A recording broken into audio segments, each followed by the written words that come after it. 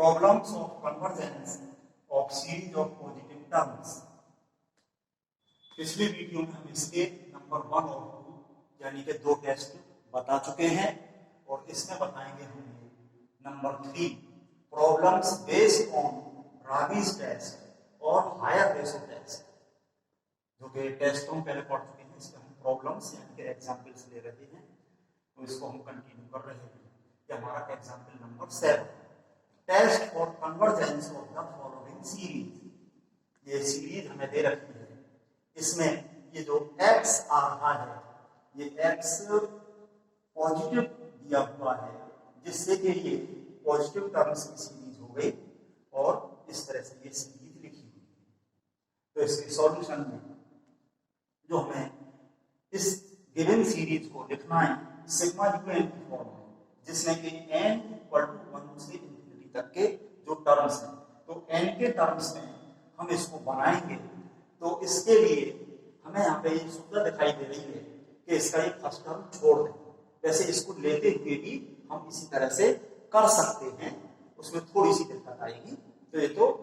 अपनी मर्जी है जैसे भी करना चाहें। तो leaving first term the series में भी रिटन है, ये जो सीरीज हमें मिलेगी उसको हमने सिग्मा यूएन माना। इस फर्स्ट टर्म को छोड़ते हुए इसको हमने एज इट यहाँ पे उतार लिया। ये 1 into x cube upon 3 plus 1 into 3 upon 2 into 4 into x की power 5 upon 5 plus 135 upon 246 into x raised to the power 7 upon 7 plus इसी तरह से डॉट डॉट इनफिनिटी तक ये जो टर्म्स आ रहे हैं, तो हमने यहाँ पे एक टर्म और लिख लिया। ये अपनी मर्जी है, लिखना चाहें तो 1 3 5। अब इसमें एक एक फैक्टर ऊपर बढ़ता जा रहा है, एक नीचे बढ़ता जा रहा है। हम देख रहे हैं 2 2 के डिफरेंस से ये बढ़ रहा है, तो ये 1 फिर 3 फिर 5 तो अपना 7 आ जाएगा अपॉन में 2 4 6, तो इसमें प्लस 2 करके नेक्स्ट फैक्टर 8 आ जाएगा इनटू x की पावर यहाँ पे यहाँ 7 है तो इसमें 2 बढ़ के 9 आ गई। इसी तरह से पीछे आ रही थी, यहाँ पर ये 5 7 तो ये 9 हो गया। ये अपॉन में जितनी पावर है वो अपॉन में यहाँ लिखा हुआ है 5 ये 7 ये हमने 9 लिख दिया plus dot dot up to infinity. So u n इसका जनरल टर्म देखें, चलो इससे हम समझते हैं कि ये जो हमारा टर्म है 1 3 5, अब nth टर्म में ये हमने डॉट डॉट कर दिया। n के टर्म्स में यहाँ लास्ट में यहाँ क्या आएगा, यहाँ क्या आएगा और यहाँ क्या चीजें आएंगी, ये हम यहाँ पे देख रहे हैं। अपॉन में है 2 4 6 dot dot and so on. तो यहाँ पे n इक्वल टू 1 है, यहाँ 2 है, यहाँ 3 है, यहाँ 4 है। तो इस तरह से जब n इक्वल टू 4 है यहाँ पर, तो उसका ट्वाइस आ रहा है यहाँ पे 8, 4 into 2 8। तो जब n है यहाँ पे तो यूएन में हो गया ये 2n, और ऊपर जो फैक्टर आएगा यहाँ पे हम देख रहे हैं इससे एक कम है, यहाँ इसमें भी देख सकते हैं। तो यहाँ पे n इक्वल टू 4 वाला हमने लिख दिया और फिर ये n के लिए लिख रहे हैं, तो यहाँ से एक कम है ऊपर, ये 8 तो ये 7, तो यहाँ पे 2n है तो ऊपर हो गया ये 2n माइनस 1, इस तरह से हो गया।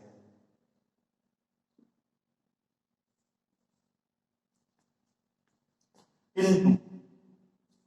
x raise to the power, यहां जितना है यहां पर उससे एक बढ़ गया, यहां पे 9, तो यहां पे 8 है तो 9, तो यहां पे 2n है तो इसमें एक बढ़ के हो गया 2n प्लस 1, और इसके अपॉन में जितनी x की पावर है उतना ही यहां अपॉन में आ रहा है, तो इसके अपॉन में भी 2n प्लस 1। तो स्टार्टिंग से हम देखें नंबर 1 कंपैरिजन टेस्ट के लिए वीएन इसमें हमें नहीं मिल पा रहा, तो नंबर 2 डी नंबर टेस्ट के लिए हम कोशिश करें, तो उसके लिए हमें un प्लस 1 लिखना होगा। इसमें पूरे में जहां जहां भी n है n की जगह n प्लस 1 करते हुए यहां पे हम लिख रहे हैं। ये तो इसी तरह से आएंगे 1 3 5 dot dot and so on. जैसा कि हम यहाँ पे देख रहे हैं किसी भी टर्म से अगले टर्म में यहाँ ऊपर नीचे एक एक फैक्टर और बढ़ रहे हैं और ये इस तरह से वैल्यू बन रही है, तो ये un है इससे नेक्स्ट टर्म un प्लस 1 में इतना तो आएगा ही आएगा ही, इतना तो हमने ये लिख लिया अपॉन 2 4 6 2n। और फिर इनमें जो है 2 का इंक्रीमेंट ऊपर हो रहा है और एक एक फैक्टर और आ जाएगा ऊपर नीचे, ये आ गया। इसमें 2 प्लस कर दिया तो ये 2n plus 2 minus 1 2n plus 1 हो गया। इसमें 2 प्लस कर दिया तो ये हो गया 2n plus 2 into x raise to the power, इसमें 2 प्लस कर दिया तो 2n प्लस 3 और अपॉन में जो यहाँ पावर है वही अपॉन में है, तो इसकी ये पावर जो है इतना ही यहाँ पे हमने ये अपॉन। अब हमें देखना है un अपॉन un प्लस 1, ये हमने un लिखा अपॉन में un प्लस 1। तो जब हम इसमें अपॉन ये कर रहे हैं यानी इससे इसको डिवाइड कर रहे हैं तो हम देख रहे हैं कि यहां से लेके यहां तक तो जितना इसमें है उतना इसमें भी है, तो ये पूरी चीज या ये सारी इससे कैंसिल आउट, इतना तो कैंसिल हो गया। बाकी जो बचा वो मैं लिख रहा हूं, ये x raise to the power 2n plus 1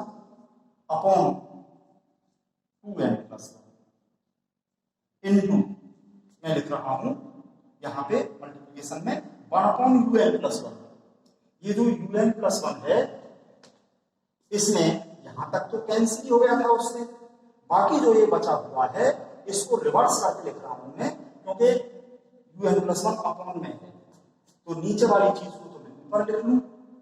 ये है 2n plus 2 into 2n plus 3 और न्यूमरेटर वाली चीज को मैं यहां लिख लूं नीचे डिनोमिनेटर में 2n plus 1 into x to the power 2n plus 3। अब इसमें x की पावर 2n और ये x की पावर 2n न्यूमरेटर डिनोमिनेटर से ये कैंसिल हो गई और यहाँ पे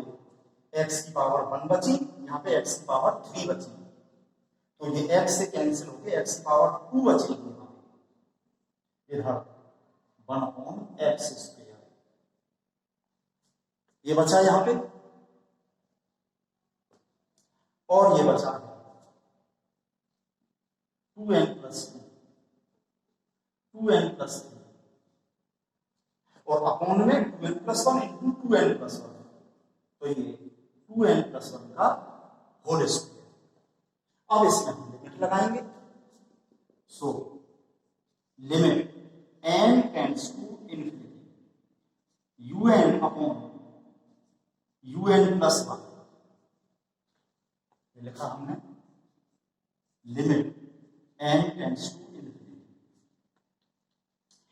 un अपॉन un प्लस 1 की वैल्यू हमने यहां से लिख दी, ये 2n प्लस 2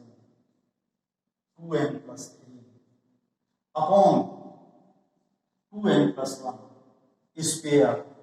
और ये 1 अपॉन x स्क्वायर, इसको मैं यही लिख देता हूं ये इतना। अभी तो इसमें हम लगा दें limit n tends to infinity, तो ये इंफिनिटी इंटू इंफिनिटी और ये अपॉन में इंफिनिटी, ये इंफिनिटी अपॉन इंफिनिटी फॉर्म बन रही है। तो थोड़ा इसको हम सिंप्लीफाई करें कि n की जो भी हाईएस्ट पावर है उनका कैंसिलेशन जितना हो जाए उतना करें। इस ब्रैकेट में से हमने 2n को बाहर निकाला तो इस ब्रैकेट में बचा यहाँ पे 1 प्लस 2 अपॉन 2n, इस ब्रैकेट में से भी 2n को निकाल दिया तो 2n ब्रैकेट में रहा 1 प्लस 3 अपॉन 2n, यहां अपॉन में 2n को निकाला इसमें से बाहर तो इसमें पावर 2 है, 2n का स्क्वायर आ गया और ब्रैकेट में यहां पे 1 हो गया, 1 प्लस 1 अपॉन 2n और ये x स्क्वायर। अब ये 2n इंटू 2n का स्क्वायर अपॉन में भी है, ये कैंसिल हो गया, 2n ये कैंसिल हो गया। बाकी जो बचा इसमें हम लिमिट लगा सकते हैं इजीली, जहां जहां भी n है उसमें n टेंड्स टू इंफिनिटी कर रहे हैं तो ये 1 प्लस यहाँ एक जगह इंफिनिटी, इंफिनिटी वैसे चाहे हम 2 को कैंसिल कर दें, इंफिनिटी, और यहाँ पे 1 बचा, 1 अपॉन इंफिनिटी 0 हो गया। नेक्स्ट फैक्टर में 1 प्लस 3 अपॉन इंफिनिटी 0, अपॉन में 1 प्लस 0 का ये होल स्क्वायर, 1 प्लस 0 का होल स्क्वायर, एन की जगह जब इंफिनिटी लगाया तो इंफिनिटी इंटू 2 इंफिनिटी और 1 अपॉन इंफिनिटी 0, और इस एक्स स्क्वायर में यहाँ पे कुछ एन है नहीं, इसको एन देते हैं, तो ये 1 हो गया, ये 1 और ये भी 1 का स्क्वायर 1 अपॉन 1 ये 1 हो गया, बस ये एक्स स्क्वायर बचा, ये बचा हमारे पास में 1 अपॉन एक्स स्क्वायर। तो डीरेम्बर टेस्ट में हम ये जानते हैं कि ये limit un upon un plus 1 की वैल्यू ये जो आ रही है ये ग्रेटर देन 1 होने पे सीरीज सिग्मा un कन्वर्जेंट होगी, और ये लेस देन 1 होने पे डाइवर्जेंट होगी, और इक्वल टू 1 होने पे डीरेम्बर टेस्ट फेल हो जाएगा। तो फिर उसमें हम अगला टेस्ट ये जो यहाँ पे लिखा हुआ है राबिस टेस्ट, इसको हम यूज करेंगे। तो यहाँ पे हम लिख देते हैं सो बाय डीरेम्बर टेस्ट या रेशो टेस्ट, रेशो टेस्ट ये भी है, ये हायर रेशो टेस्ट है, कोई सा भी नाम लिखते हैं, बाय डीरेम्बर्स टेस्ट। ये जो सीरीज है sigma UN, sigma u n is convergent when ये quantity 1 upon x square, 1 upon x square greater than 1, और इसको हम रिवर्स कर दें तो एक्स स्क्वायर लेस देन 1, और क्योंकि एक्स पॉजिटिव है यहां पर तो इसका स्क्वायर रूट किया एक्स लेस देन 1, ये हो गया। अगर ये एक्स पॉजिटिव ना दे रखा होता तो यहां पर एक्स का मॉड में लिखते थे एक्स मॉड लेस देन 1 हो जाता, पर इसमें दे रखा है एक्स पॉजिटिव, तो ये हो गया। And sigma u n is divergent, divergent when ये quantity 1 upon x square less than 1, जिससे क्या हमें मिल गया एक्स स्क्वायर ग्रेटर देन 1 और एक्स ग्रेटर देन 1, when ये quantity 1 upon x square equal to 1, जिससे कि हमें मिला x इक्वल टू 1, तो ये डीरेम्बर टेस्ट फेल हो जाता है। एबव टेस्ट फेल्स, तो हम अगला टेस्ट लगाएंगे। So when this x equal to 1, x equal to 1 होने पर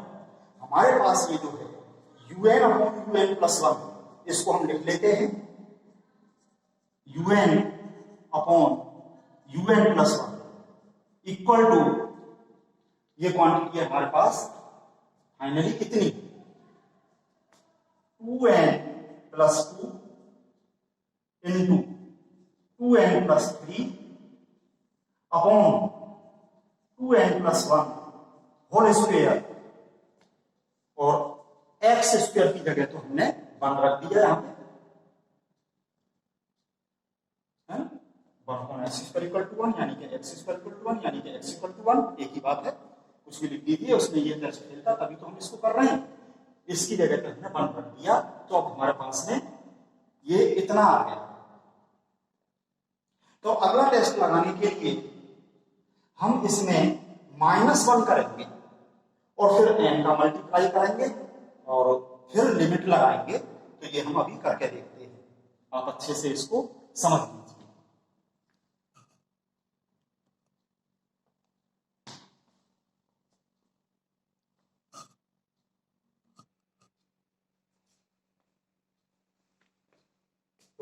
यहां से आगे हमने जैसा कि अभी बताया un/un+1 जिसकी की वैल्यू हमारे पास में ये है, इसमें -1 कर दिया, दिस -1। अब इसको सिंप्लीफाई किया, ये अपॉन में 2n+1 का होल स्क्वायर पूरे में लिख दिया, एलसीएम इसका, और न्यूमरेटर में पहले तो इन दोनों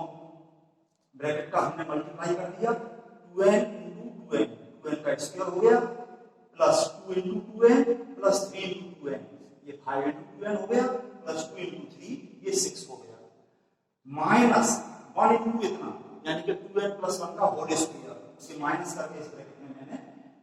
2n+1 का होल स्क्वायर खोल दिया, 2n square plus 2 × 2n 4n plus 1 ये हो गया, 2n स्क्वायर माइनस में और ये प्लस में कैंसिल हो गया, बाकी जो बचा हम यहाँ पे लिख रहे हैं 5 × 2 10n माइनस 4n, तो ये 6n हो गया, प्लस 6 माइनस 1 ये 5 हो गया, और अपॉन में तो 2n+1 का होल स्क्वायर। अब इस पूरे में हम n से मल्टीप्लाई करेंगे राजीज टेस्ट लगाने के लिए, n × this equal to n × this, ये हमने लिख दिया। अब हम लिमिट लगाएंगे इसमें, नाउ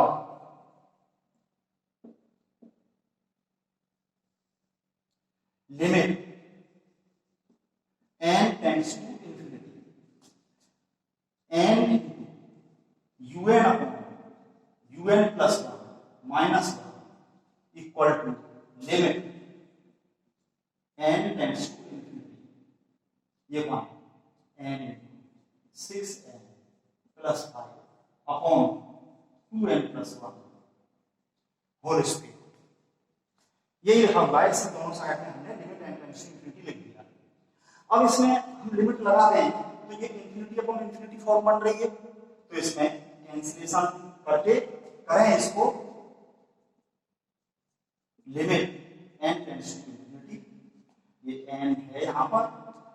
इसमें n की हाईएस्ट पावर वाला जो टर्म है 6n, ये हम कॉमन निकाल लें बाहर,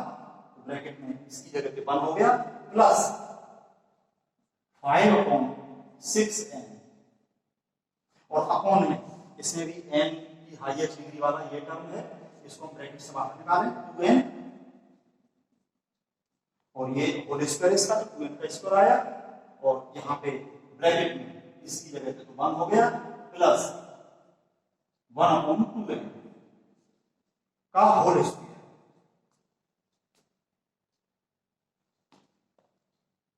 ये हो गया हमारे पास limit n tends to infinity, n × n square ऊपर से और नीचे से कैंसिल हो गया, और ये यहां पे बचा 6/2 स्क्वायर, 2 स्क्वायर का एक यहां से ये कैंसिल हो गया, यहां पे बचा 3 और अपॉन में रहा 2, ये 3/2, और यहां पे 1 plus 5/6n upon 1 plus 1/2n का होल स्क्वायर, इसमें अब लिमिट लगा दें, ये 3/2 कांस्टेंट पे कोई इफेक्ट नहीं है, n टेंड्स टू इंफिनिटी लगाने पे इंफिनिटी × 6 इंफिनिटी, 5/∞ 0, तो ये 1 + 0, और अपॉन में ये 1 + 0 का होल स्क्वायर, ये 1 हो गया, ये 1 हो गया, तो कुल मिला के ये हमें मिल गया 3/2 जो कि ग्रेटर देन 1 है, तो यहां पे ये राबीज टेस्ट लग गया कि दिस लिमिट ग्रेटर देन 1 आने पे इस चीज की लिमिट ये कन्वर्जेंट होगा। So by Raabe's test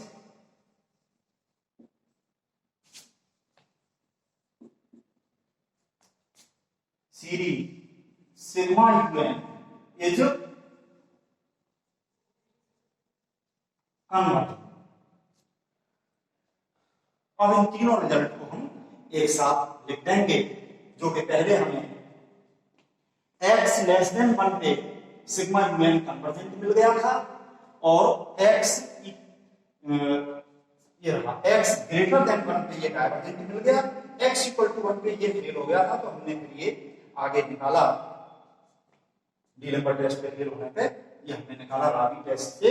x equal to 1 पे ये कन्वर्जेंट आ गया। और लिख दें अच्छे से, आप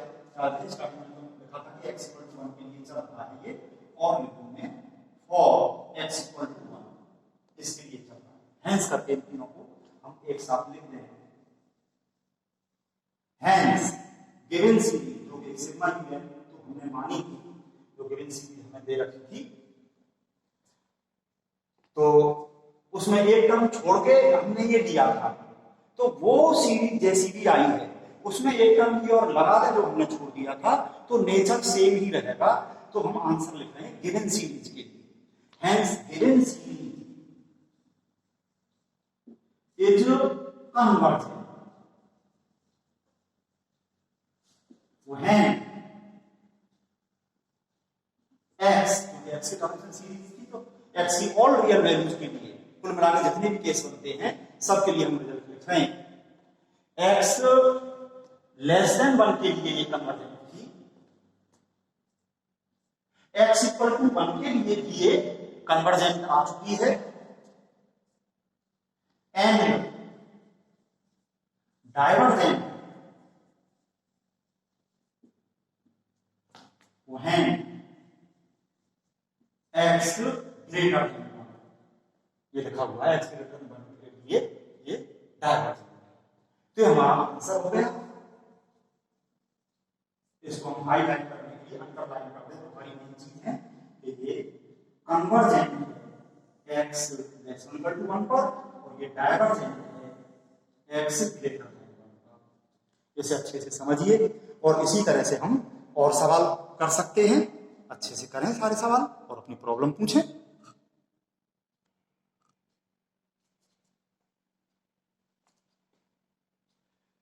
next example 9, test for the convergence of the series 1 + 3/7x + 3 × 6/7 × 10x² + 3 6 9/7 10 13 multiplication में वेक्टर एक एक बढ़ते चले जा रहे हैं into x plus dot dot up to infinity. इसमें x ग्रेटर देन 0 दे रखा है। तो ये बिल्कुल एग्जांपल 7 की तरह से, जैसे हमने ये एग्जांपल 7 किया है, बिल्कुल इसी की तरह से इसमें फर्स्ट टर्म छोड़ करके और फिर ये un देख करके बिल्कुल इसी तरह से ये होगा। तो इसे अच्छे से आप करिए और अपनी प्रॉब्लम पूछिए।